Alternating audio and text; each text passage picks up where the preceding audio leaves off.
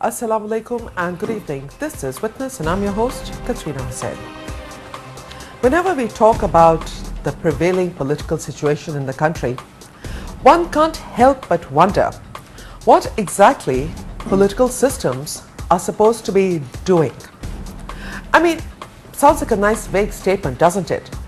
The point I'm really trying to get at is that whatever system prevails in a country, be it parliamentary democracy, be it presidential democracy, be it military dictatorships, we all know what we want. We want the right to choose. We want the right to be able to protest. We want freedom of speech. We want the right and the ability to expect and get what are basic, inalienable human rights. Well, one would assume that in a democratic environment, all these things should be readily, if not easily, available. In a military dictatorship, you can kiss most of it goodbye. Presidential democracy, parliamentary form of democracy, democracy at its very synthesized level is the power of the people to choose their representatives who must act in the interest of the people. So what then are we supposed to say to the family of Mahmood Khan, a railways pensioner who died while standing in a line overnight to get his pension, which had been delayed for so long that he simply fell, collapsed and died? The president has ordered an inquiry and has ordered the government to give him 0.5 million rupees, at least rather to Mr. Khan's family. Conversely, on Monday, a day where the entire nation was mourning for the loss of Begum Nusrat Bhutto, an unemployed man set himself on fire in Islamabad. He died later in the hospital. Today, his wife gave birth to a baby boy. Who is thinking about this poor widow and now the presence of a third baby? What will that third baby grow up thinking about? That his father put himself through a painful and excruciating death because this child was on its way. That's what this child is going to believe. That's what he will be told. And how many countless others are there who consider acts of extreme pain and anger to themselves or to others because no one is listening to them?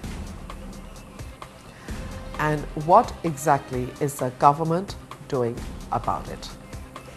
And what does the opposition hope to achieve in the coming days of protests and rallies being promised both by the Pakistan Tehreek-e-Insaf as well as the Pakistan Muslim League-N? The Pakistan People's Party has an unassailable majority right now in the National Assembly and will probably take a similar position if elections go ahead on schedule in March next year for the Senate.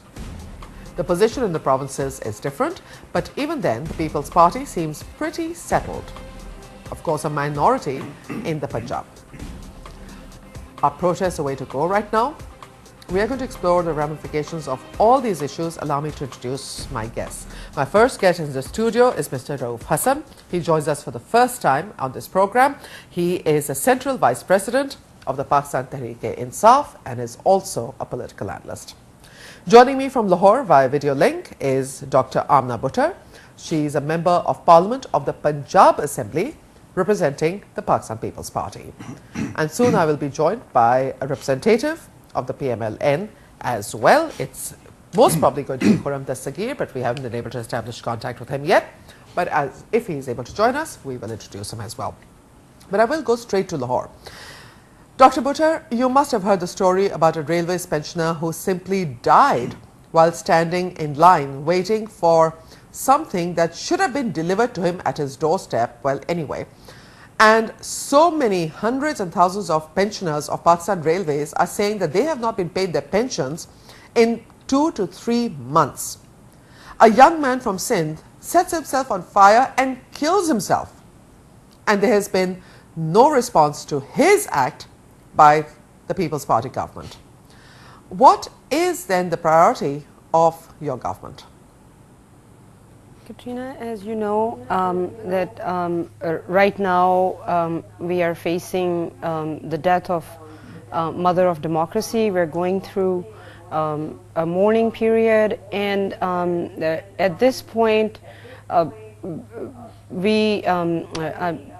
presidency and the cabinet and most of the people are there because today was the coal ceremony for Begum Nusrat Bhutto.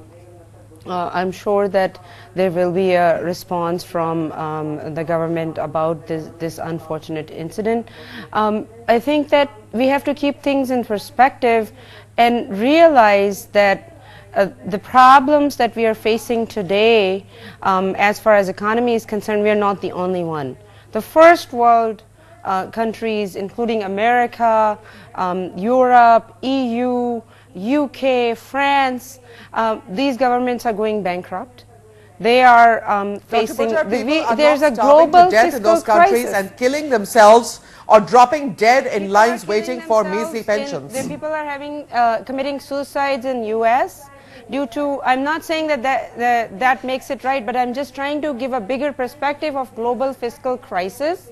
And of course, we are in a third world economy, and we are in a country where due to the past mishaps and mishandling of the government and mishandling of the financial policy, this is why we are facing today's fiscal crisis. But the rest of the world is facing the fiscal crisis too.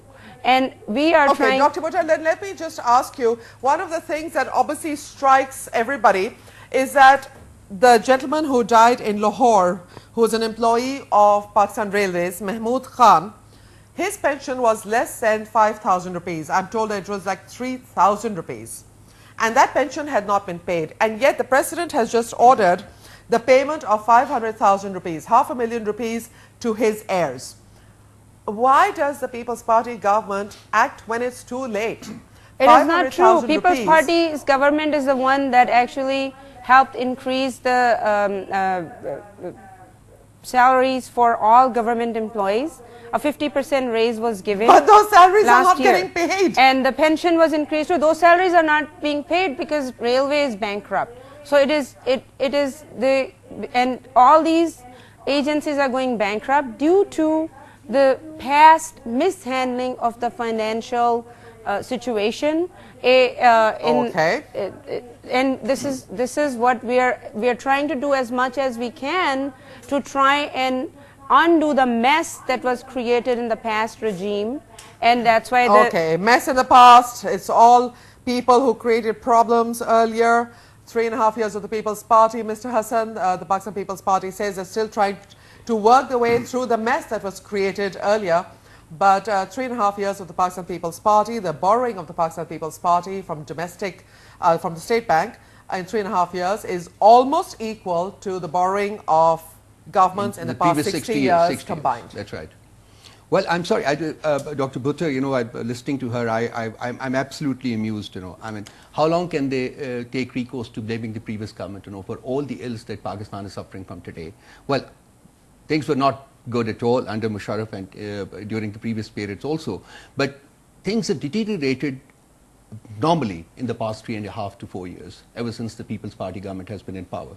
And what you said in your intro actually is very, very relevant to the current times. People are now resorting to self-immolation.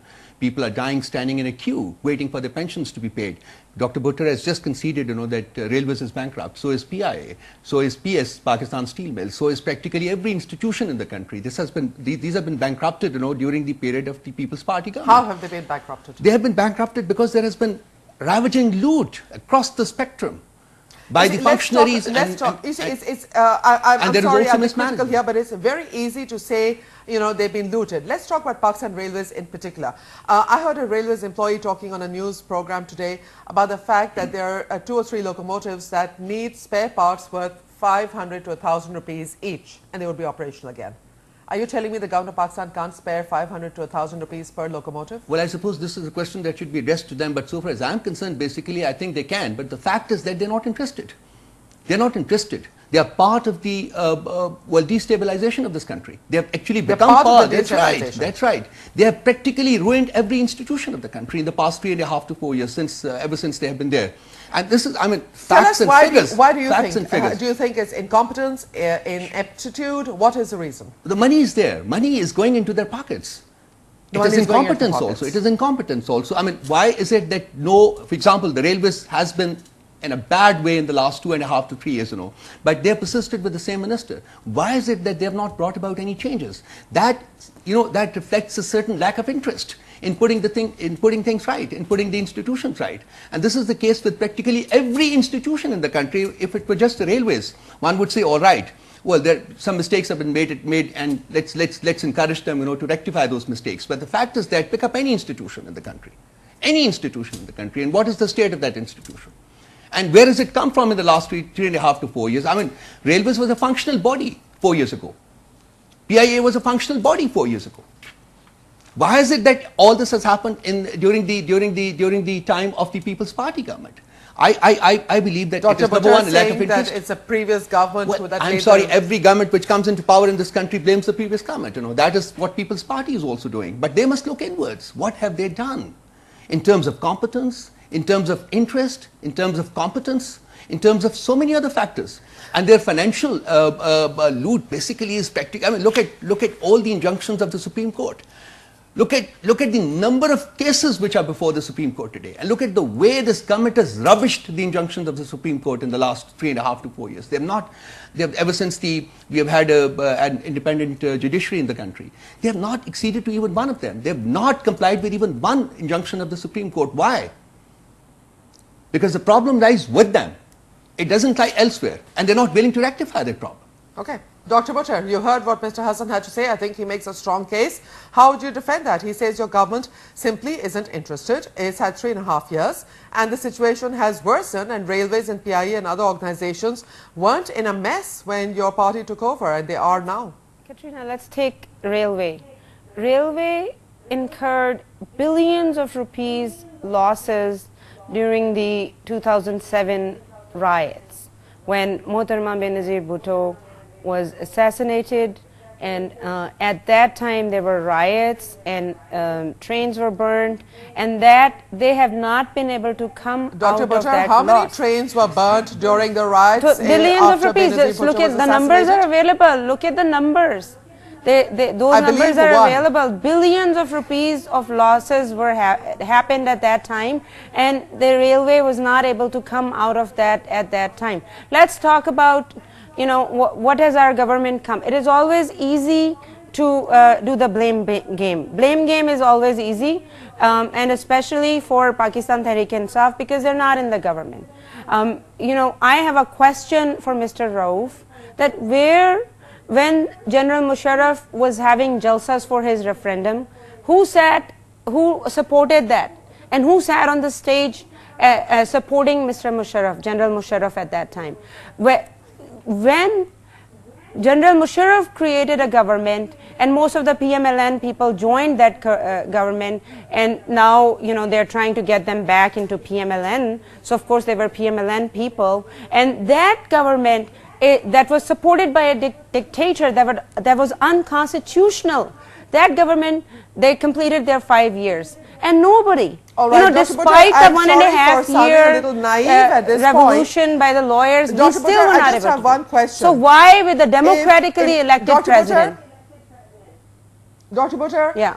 Musharraf was also theoretically an elected president of a parliament that was led by a party called the Pakistan Muslim League Q, which is now your ally in the national government. So how exactly does any of this make a difference to those of us who are watching? It makes a difference because most of the people from PML-N went in there, and now they're getting them back. They are either in some sort of forward bloc, like-minded, unification bloc, whatever. In Punjab, they're also joining PML-N. So my question is, when there is a democratically elected president who actually through 18th Amendment gave the powers back to the people, back to the parliament, what is the problem now? You're accusing You're accusing Imran Khan of having been in some way supportive of General Musharraf during the referendum. These are facts. And your party today is sitting in government with a party that President Zardari had described as a Qatil League. So politics change, don't they? But General Musharraf was a dictator. All these people who are sitting in the government are democratically elected. They got mandate from the people. They are in, you know, when you're saying, these people are saying, PML-N is saying, go Zardari, go. What do they propose will happen? This is a democratically elected government of the people. We have to let democracy give a chance. We have to give democracy a chance. I'll give you, if you'll be patient with me, I'll give you one example.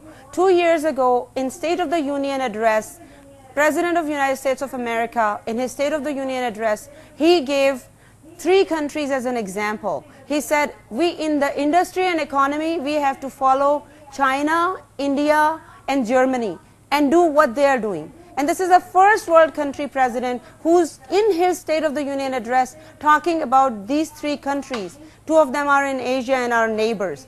India, I specifically talk about because India has this more corruption than we have. India has more racial and religious-based discrimination than we have, and yet they are being quoted by the President of America to follow them. And what is the difference between us and them? That for past 64 years they've had democracy.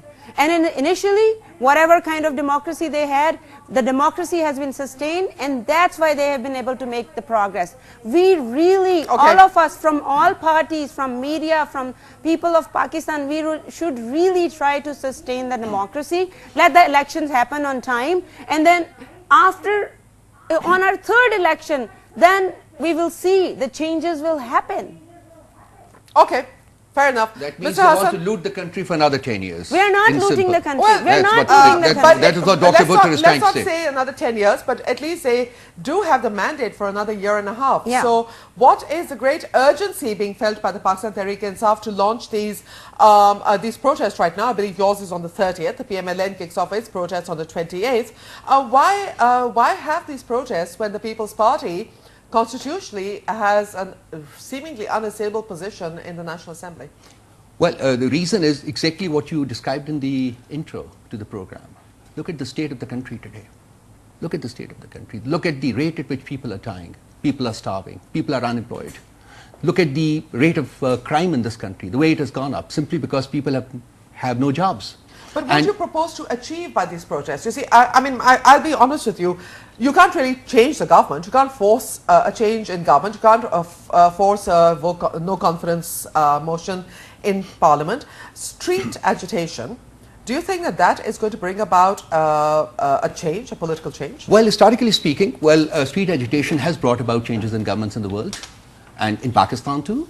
Go back to 1968-69. Ayub Khan was changed because of street agitation, and there are many other examples that I can give. Ayub Khan I would remind you that each agitation in Pakistan has ended up in a military dictatorship. Well, I think perspectives have changed, completely changed in the last 25-30 years. You know, I think if the army had to take over, the army would have taken over. And in fact, you know, this government had presented it on a platter to the army on many occasions. The army looked the other way. The army did not take over. If the army wanted to take over, they would have taken over by now. So I am a firm believer that there is a change of perception within the army establishment, and they're not interested in ruling this country any longer. But that does not mean that there should be no change in this government. That does not mean that we should stop exerting the pressure to bring about a positive change. The problem is a little more critical. I present this argument, perhaps Dr. Bhuttar's argument really. There's a certain fear factor here. And I agree that I'm one of the people concerned, while I'm concerned about the state of affairs of the country and the method of governance of the People's Party. I also wonder if we can afford instability of the kind that could result in prolonged street agitation. Well, this country has suffered from instability in the past 4 years. There has been a gross economic instability in the country. There has been a gross management instability in the country. We just talked of the institutions, you know, which have been destroyed practically. Street agitations, you know, would not add to that instability. As a matter of fact, we look upon the street agitations, you know, as making a contribution in due course of time to bringing about a certain level of stability. Within the government. Okay. Well, I said, removing the government, removing a corrupt government is the inalienable right of every citizen of the country. We're all voters basically. If we come to this conclusion that there is no option but to remove the government, then we have a right to agitate for that. We're doing it. But there could also be that the People's Party government, of which of course I feel that there's little prospect, but they should be put under pressure, so that they're able to remedy the problems, that they've been. You still are optimistic? Well, I'm not. But that is one of the options, that there is for the government to see. Okay, we're going to take a short break now. When we return, we're going to talk about one very crucial factor. Any agitation and street protest that has been organized by the Pakistan Muslim League N or the Pakistan Tehreek-e-Insaf will be just that, political parties leading protests. But we are seeing protests at different levels in almost every city of Pakistan on different days and on different issues. Sometimes it's against load shedding, other times it is protesting against the death of any one person. Sometimes it is protest on a car accident. We now see that when anything happens in this country, anywhere in this country, instead of trying to go about registering a case and doing what needs to be done after a criminal act has taken place or whatever avenues are open, people instead take to the streets, and they take to the streets violently. Is the government tracking these protests? This and more after a short break. Please stay with us.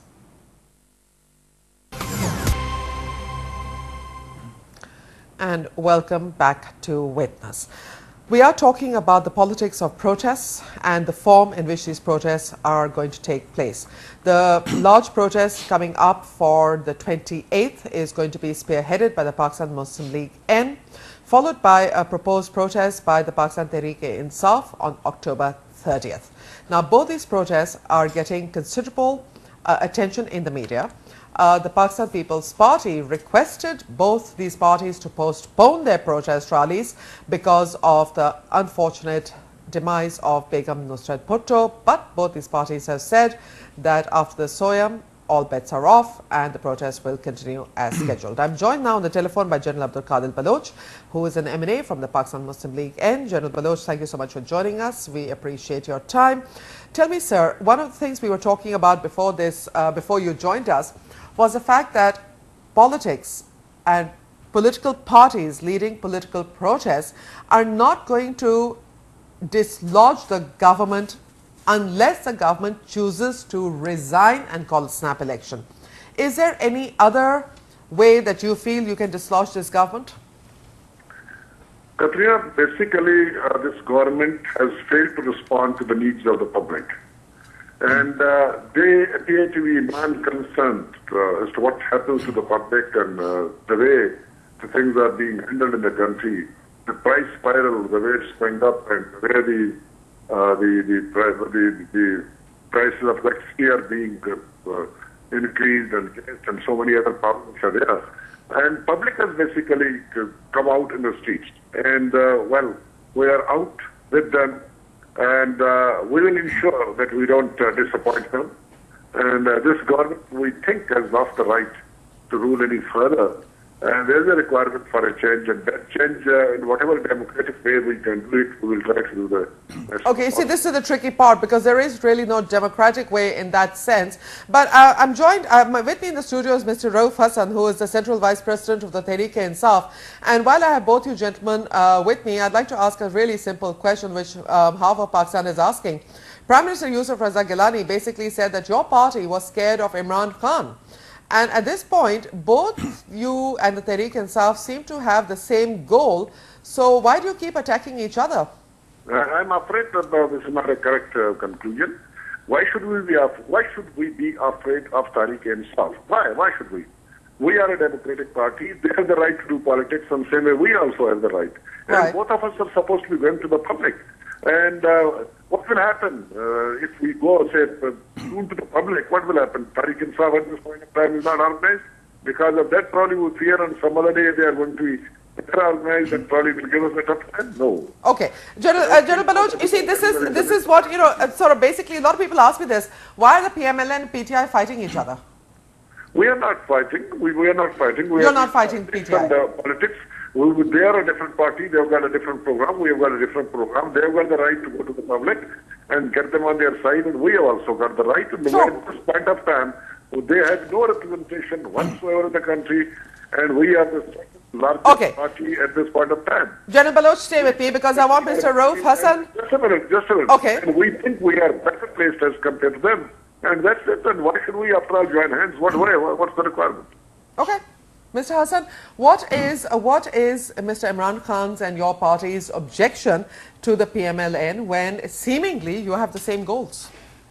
Well, I was talking about it just a day ago. Our fight is to bring about a change in this country. And that change can come about if we are able to replace the status quo with a different kind of rules to run this country. We believe that People's Party and PML-N both represent the status quo. Their interests are linked with the status quo, not just linked with the status quo. They want its preservation, they want its perpetuation over a period of time. Both these parties have ruled this country. Nawaz Sharif has been the Prime Minister of this country twice. People's Party, this is the fourth stint of People's Party. And they've taken turns at looting this country. This is our conviction. And we believe that as long as this status quo remains, a healthy change is not possible to be brought about in this country. So our fight is against both of them, not one. This must be made very clear. Now what PML-N is fighting against is for them to define. But we believe that so far as this particular meeting of theirs is concerned on the 28th of October in Lahore, this is a reaction to what PTI has been doing in the last 6 months. We have been building our movement ultimately to land up in Islamabad and to do a big agitation, which hopefully we shall still be doing. But since we are attacking their stronghold in Punjab, since we are also aiming to get our votes from Punjab, they feel threatened. They feel threatened, and I have information that's right. That is why they are now reacting, and they are deciding. You really actually just said what was on my mind, and you've sort of inadvertently confirmed it, but I'd like you to, I'm going to pin you down on this. It then seems to me that the battle between the PTI and Pakistan Muslim League N is just right now going to continue up to the elections because it's all about votes. It's not about principles at all. So far as PTI is concerned, it is about principles. We are convinced, like I explained to you, we are convinced that the status quo and these two parties which represent the status quo are actually the reasons why we are into the mess that we are. And we must move against them, both of them, not just People's Party, not just PML-N, but both of them. And they have, what about the ANP? What about the MQM? I mean, all these parties are part of the coalition. They're smaller parties, who are aligned with the political, which are aligned with these major groups. So consequently, when we think of changing the system, when we're trying to change the system, when we're trying to bring about changes in the system, then, well, all those parties are automatically going to be affected now, because we want to bring about a system which works to the benefit, which works to the benefit of the people of this country. Look at what has happened to the people of this country in the last 64 years, in one shape or the other, basically. Okay, let's go back to General Qadir Baloch. General Qadir Baloch, I'd like to get your response to this, and that's the last. I really want to talk about the PTI PML-N thing, because I think we have also Dr. Bhuttar, who is from the People's Party, with us as well. Pakistan Tehreek-e-Insaf, I mean, is this all about who is going to establish dominance in the Punjab? In which case, how does that help the people of Pakistan? Quatrina, I would like to comment on whatever my friend said. I don't know which is that revolutionary program which they are talking about so much. Nobody so far knows about it. It might be in their heart, and he's talking about the status quo. What status quo? I fail to understand. I mean, one has not read it in the newspapers, one has not heard it in the talk shows that their chairman keeps talking about in different shows. And one doesn't know as to what is that revolutionary program which they are going to bring in, and what is that status quo for which we are being blamed, and we are being, we are being put equal to the party. And one can understand it. The only thing is this party is more bothered about Punjab than about the rest of the country. I don't know, what are they going to do in Balochistan, and what have they got, what sort of an organization they've got in Sindh other than Karachi? Right. And what do they have in the Khyber Pakhtunkhwa except for Peshawar and maybe Ahmedabad they've gone in. But I have failed to understand. So far, I have not heard of any revolutionary program which has been brought in, which is totally than what is being talked about by us or by People's Party. Okay, and Dr. Baloch, this is something I want to return to, but I want to also get Dr. Amna Bhuttar into this discussion. Dr. Bhuttar, you heard what both these gentlemen here had to say. Of course, they have grouses against each other. PML-N says not really against the Tehreek-e-Insaf.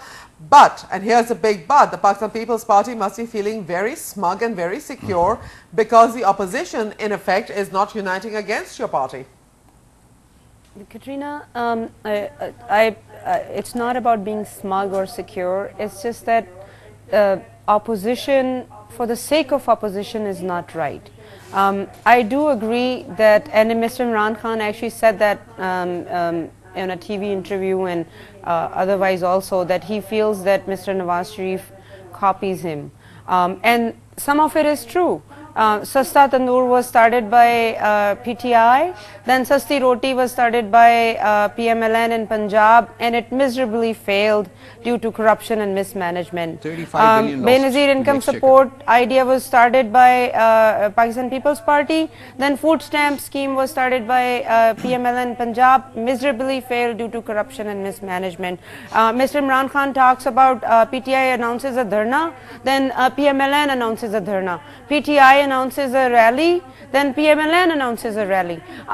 I don't agree with the way PTI is going about it. I do think that, you know, the way they're talking about, because they're not in the government yet, and they are building towards the election. They are taking a populist approach, and they want to get public sympathy, so we can understand that. But PML-N's agenda, it seems like they don't seem to have an agenda. It doesn't seem like they understand. They are a part of the government. They are in the opposition, but they are in a democratically elected government. They took people's vote. So what are they, making a mockery of these votes when they say that assemblies should be dissolved? They are in the government in Punjab. So when they say assemblies should be dissolved, what are they saying? Are they saying, well, these votes are not right, or we are not doing a right thing?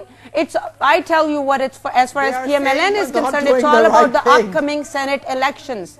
It's people, they don't want People's Party to have a majority in Senate elections. Why don't all these people, there's only a year and a half left. We, like civilized people, we should work towards election campaign. I'm going to ask a crucial question to all three parties represented over here.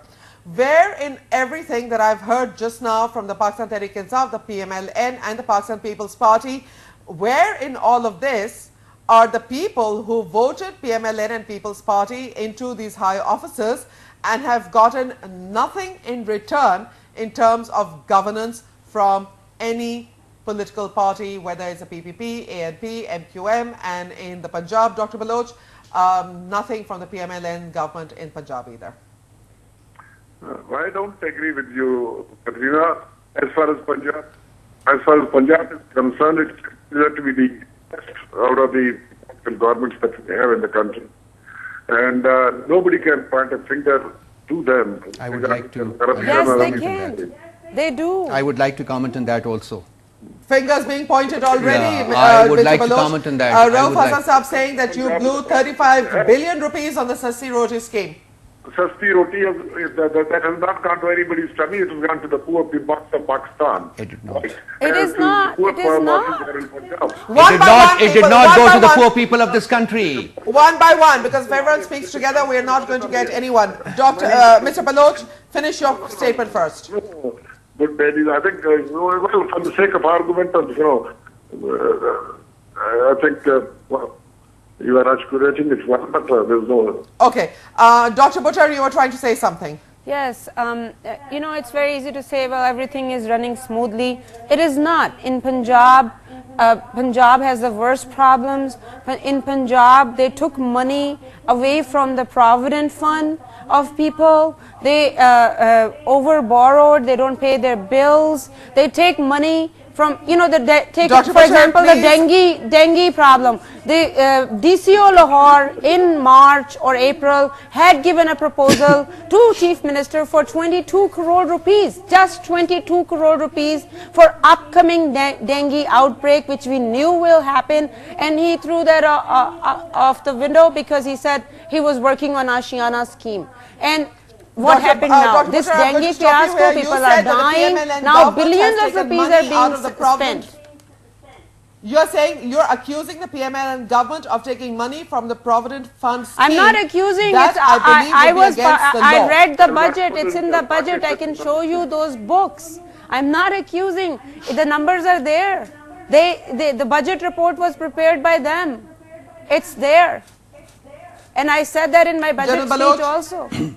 Okay, let General Baloch respond to that. General Baloch, serious charge. I mean, this lady, I don't know, I'm hearing her for the first time, and I've yet to know about this lady to have been that important as leader of People's Party. But well, with all the respect and regard which one is supposed to extend to the ladies, I mean, it's saying that, this thing is wrong and whatever she says is right, I think it has got no basis. Even Punjab government for dengue fever, which is in Punjab and especially in Lahore, and doing nothing about it. I think the way Punjab government is about it, I don't think we need any certificate from any of the ladies belonging to this party or any other party. Okay. All right. General Baloch, I want to ask you a very crucial question. Just a little bit of facts here I need. Your protest that is going to take place on October 28th, which cities are you calling it for? How big is it going to be? What should people expect? Well, I think it's not too far away. It's just about a day away. And today is 26th, 27th, and we have people to see them. So is it going to be only in Punjab? Are you also going to have protests in Sindh and Khyber Pakhtunkhwa? Where? It's all over the country. It's starting off from Punjab, and we will see it. And we will see a response. And it is actually a response to the people, to the call of the people. It's not our call that people are coming in. It's people that we have to ban. Okay, so is it, General Baloch, is it a one-day protest or is it the beginning of a series of protests? It's the beginning of a series of protests. Okay. And whatever, we will be responding to the call of the public. All right, thank you. Whenever it comes in. I have a similar question, Mr. Raoof, to you. PTI's protest on the 30th. Is that again a one-off, or is it going to be a sustained campaign now? Tell us what's coming up. I will answer that in a short while, but I want to get back to the performance of the Punjab government. I mean, these people, Jan Sahab is claiming, that there is nothing is wrong, with the way they have conducted themselves in the last 4 years. Now let's go about it rather systematically. Look at all the things that they've done in the last 3.5 to 4 years. Whether the Punjab government, that's it. Whether that be Sasti Roti scheme, let's discuss that. Sasti Roti ended up with a cost of 35 billion to the exchequer, and none of it went to the poor man. Most of it went into the pockets of those people who were managing the scheme, and this is on record. Wonderful. Now let's also take up. I would like to discuss, something which is very critical to this country, because we keep talking about the importance of education. The Chief Minister of Punjab started this scheme called Danish Schools, yes, which is going to, I think they're going to have about 6 to 8 schools, each costing about 1 billion plus. There is a network, Quatrina, of 64,000 schools throughout Punjab, 64,000 primary to middle schools, right? And most of these schools are dysfunctional. They either do not have the buildings have collapsed, there are no teachers there, there are no furniture there, or those buildings, have been taken over by the state functionaries, by the provincial functionaries, and they're being used as the personal houses, whatever. Why couldn't this money, now there is a question of sustainability of these projects. Well, you have invested ₹1 billion into constructing a school, right? That is Danish School at one place. Only 450 students are going to be part of each school, and none of them is going to be paying a fee. They're all going to get a scholarship. The education is going to be free for everyone who's there, right? How are you going to sustain these institutions in the future? Will the government of Punjab continue to invest? And wouldn't it have been much better if this money had been invested into putting those 64,000 schools in order, so that a much larger number of people in the province would have benefited from going to schools? The greater good versus the good of a few. This quality education to whom, basically? I hear what you're saying. I totally hear what you're saying. Yes, General Baloch. Yes, the first point which was talked with regard to the Sasti Roti scheme. I don't know where that which person did this money which was on the Sasti Roti. Sasti Roti was the rich people or to the PML-N or what? It was being given to the poor masses. Okay. Nobody has talked about that. As far as the Danish schools are concerned, we have a lot of schools. Have them Lawrence College, have them the HSM College, have them so many institutions.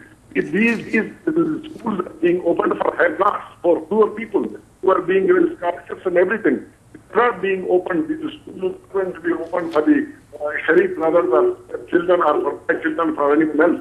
It is for those talented boys who cannot get the education in his own institution.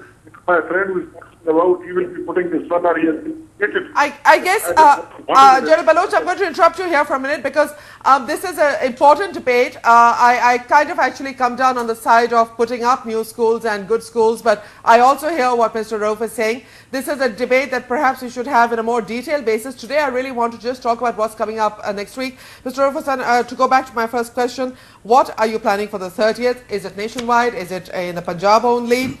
Because one of the questions that people are asking us, journalists, is, you know, can we go to work on that day? Will the roads be blocked? What is going to be like? Well, we are not going to block any roads on the 30th. You know. It depends on the government of Punjab. How do they want to handle this? Because so far as we are concerned, we have selected a site, you know, which is far out of the main city. Where? Which is Minar-e-Pakistan. It is far out in the city. So I don't think it is going to disturb the main working of the city. It's just a rally. It's not like no, it is a proper jalsa. It is a proper jalsa. It's a jalsa. Okay. It's a meeting. So it's a rally. It's a protest rally. Yeah. But people are going to come from all areas and they are going to assemble there in around Minar-e-Pakistan. So we are not looking at like long march that happened for registration of judges. No, and, not at this moment in time. Not at this moment in time. Okay. Not at this moment in time. But this is part. We have been holding a sequence of dharnas and jalsas, you know, throughout the country. Imran Khan, you know, has been traveling, you know, through most of Punjab. In fact, he has done it in the frontier. He has addressed many large meetings there, and all this. You must have seen all that on television. So is it just a war of banners? I mean, no. This is basically part of the movement, you know, that we started about 7-8 months ago, which is the removal of this government. We are gradually building public pressure on the government to go because they have lost all moral, constitutional and legal relevance to stay there. Okay. They failed to deliver. So we believe they have no right. Dr. Bhuttar, I have a question for you here. When, you know, earlier on I asked how come you couldn't pay the pensions but can find the money to pay ₹500,000 rupees in compensation after the poor man has died. I suspect his family would have preferred him to have been alive.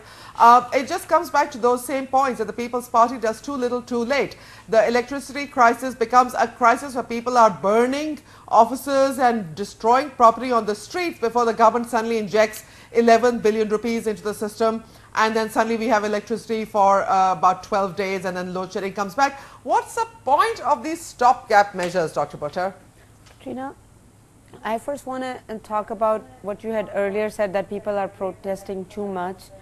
People can protest, it's a right to their protest, and they're protesting because they can. Because there's a democratically elected government. This could never have happened in a military dictator's time. And it's a civil government, it's a democratically elected government that's letting them protest.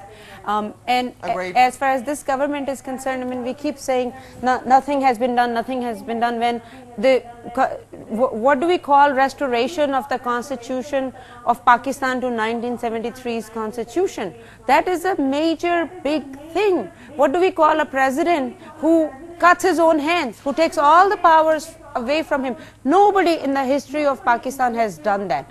And you know, Mr. Nawaz Sharif actually through the 13th Amendment as a Prime Minister took all the powers to himself and took powers away from the Parliament, whereas this President has taken all the powers to the Parliament. So we shouldn't, look at the NFC award, look at the international our strategy about international democratic relations. Actually, it is going back to what was written in Myth of Independence by Zulfikar Ali Bhutto. So these are what I was saying earlier, that these are dividends of democracy. Dr. Bhuttar, how long is the People's Party going to ride on its past laurels? I mean, come on. Everything this is not past laurels. Totally this is totally happened true. last I don't year. deny a single word. 18th Amendment is not past laurel. It is our big feather on our cap. This is the achievement of this government. Nobody's taking that away from you, Dr. Bhuttar. And that's what I'm saying, that there is a global fiscal crisis. The first world countries are having deficit. So we are facing a double jeopardy here. Somehow find it hard to buy that, Dr. Bhuttar. I would like to interject here. Basically, Mr. Hassan. It's a fact. Dr. Bhuttar is talking about a president who has cut his own hands. I would put it differently, a little differently. You know, he's the one who knows taking recourse to the immunity clause to save his skin. He's done so for 4 years and shall continue to do it for the rest of his tenure. I wonder where would he be at the end of his tenure? Possibly re-elected for another term. I hope not. I hope not. That is what PTI is striving for. Let the people decide. Dr. Bhuttar, and I want to say something else. Look at the circular there. Dr. Bhuttar, You built a circular debt in excess of 300 million rupees. Billion rupees. You paid 11 billion and we had electricity for 10 days. We're back to load shedding, right? Why is it that this debt has been built? And why is it that you aren't clearing it so that the people of this country at least have the energy, the industry can work, the people can heave a sigh of relief? Why is it that you... Please answer, because you're out of time, so let her answer that. This circular debt was created by the past regime. I know you will say that you keep on saying that, but these are facts. It was 52 billion. Look at the 52 billion. It's gone up to 300 plus billion. This circular debt was created. There was going, you know, our population is increasing. From 1996 onwards to 2008, nobody had focused on trying to add to the electricity Dr. Bhuttar, there is no problem of installed capacity. Zero surplus electricity was created from 1996 Let me explain to it to you. Let me explain it to you. I've got the figures with me. The installed capacity in this country is in excess of 20,000. While the demand has never exceeded 18,000. Okay, the problem is with the circular debt, with the non-payment. But the circular debt was created by Mr. Shaukat Aziz through fudging numbers, through a lot of things, because he's a banker, and we have been trying. Punjab government doesn't pay their bill. You know, the government's... Punjab government doesn't pay its bills. No, okay, they don't. we're out of time. They have the biggest... We're out of time. We're out of time. So, General Baloch, I'll give you 20 seconds. Give me a little more. Okay.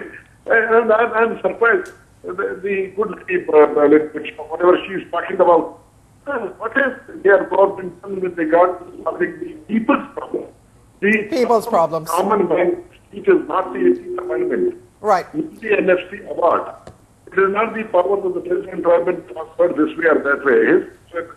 His worry is actually in whatever he gets at the end of the day or at the end of the month, how much that gets in the market. The price is their problem. Okay. The electricity is their problem.